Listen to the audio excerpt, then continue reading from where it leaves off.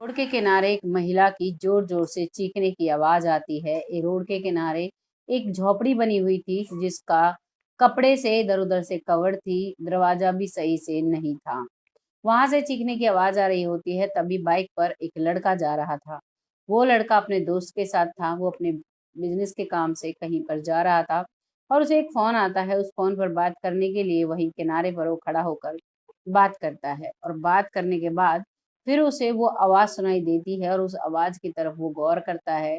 वो देखता है कि इस झोपड़ी में से चीखने की आवाज आ रही है, तो वो वहां पर जाता है और जैसे ही उस पर्दे को हटाता है तो वहां देखता है कि चार लड़के एक लड़की की इज्जत लूट रहे थे, एक लड़की के साथ दुष्कर्म कर रहे थे। वहां पर उन्हें देखकर वो दो थे, वो दोनों उन पर टूट पड़ते हैं और जैसे ही दोनों टूटते हैं तो वो चारों फरार होने की कोशिश करते हैं, लेकिन उनमें से दो भाग जाते हैं और दो को वो पकड़ लेते हैं। उन्हें पकड़कर झोपड़ी से बाहर ले आते हैं। वो कहते हैं उनसे कि आप बाहर आ जाइए और वो अपने कपड़े पहनकर बाहर आती है। जैसे ही वो महिला झोपड़ी से बाहर निकलती है तो वो लड़का है उसे देखकर हैरान हो जाती है। लड़के का नाम होता है राहुल। राहुल भी उसे देखकर असमंजस में पड़ जाता है। आखिर कौन था वो लड़का और कौन थी वो लड़की, आइए जानते हैं इस कहानी में। नमस्कार, मैं महक चौधरी। आज आपके सामने उत्तर प्रदेश के गाजियाबाद के पास सिकोबाबाद पड़ता है, जहाँ की ये सच्ची घटना है। उस घटना को मैं लेकर आई हूँ। इस कहानी में एक महिला होती है जिसका नाम होता है सुनीता। सुनीता की शादी होती है। पति जो है उसका अपना काम चल रहा है, फैक्ट्री चल रही है अपनी, और वहां पर वो बहुत अच्छा खासा कमाता है। घर में सुनीता रहती है बड़े ऐशो आराम से। और कहते हैं, एक कहावत है देसी लोगों में, ठाली बहू का नून के में हाथ, वैसा ही यहाँ पर होता है। जब वो खाली रहती है तो उसका दिमाग इधर उधर चलता है और इधर उधर चलता है तो वो एक व्यक्ति से प्यार करने लगती है और उसी के साथ भाग जाती है।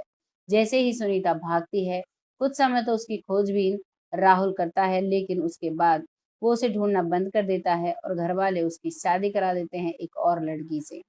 शादी कराने के बाद उसको एक नन्हा सा बेटा भी हो जाता है। और अब ये काफी समय निकल चुका था और उस रात वो किसी काम से अपने इलाके से थोड़ी आगे जा रहा था।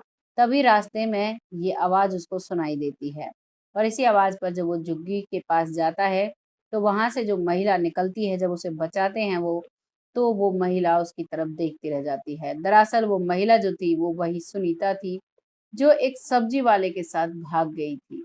वो सब्जी वाला जो रोड पर अब सब्जी बेचा करता था और एक झोपड़ी थी उसके पास, रहने के लिए घर भी नहीं था, उसके साथ वो महिला आ गई थी, वो जो सुनीता है।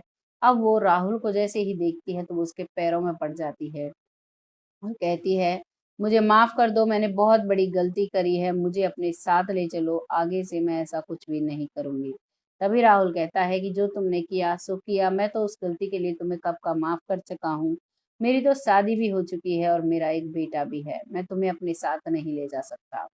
ये बातें कर ही रहे थे, बार बार वो पश्चाताप कर रही थी, बार बार कह रही थी कैसे भी करो मुझे ले चलो।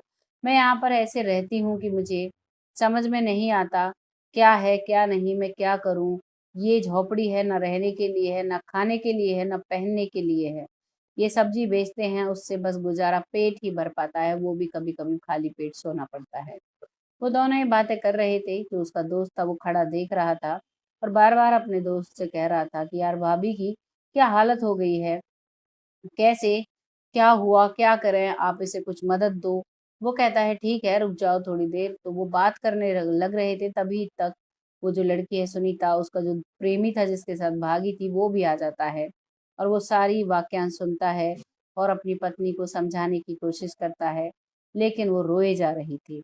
अब जो राहुल है उसे कोई भी सोल्यूशन नहीं दिखता है। तभी वो सुनीता से और उसके पति से बैठकर बात करता है और कहता है कि अगर तुम्हारे पास कुछ भी नहीं है तो मेरा एक मकान खाली पड़ा है, तुम उसमें रह सकते हो और तुम्हारी वहाँ नौकरी भी मैं कोशिश करता हूँ लग जाएगी और तुम वहां पर आराम से रह सकते हो।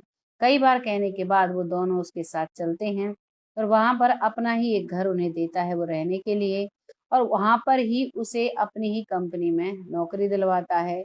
और जो उसकी पत्नी है दूसरी वाली, उसे समझाता है कि ये मेरी पहली पत्नी है।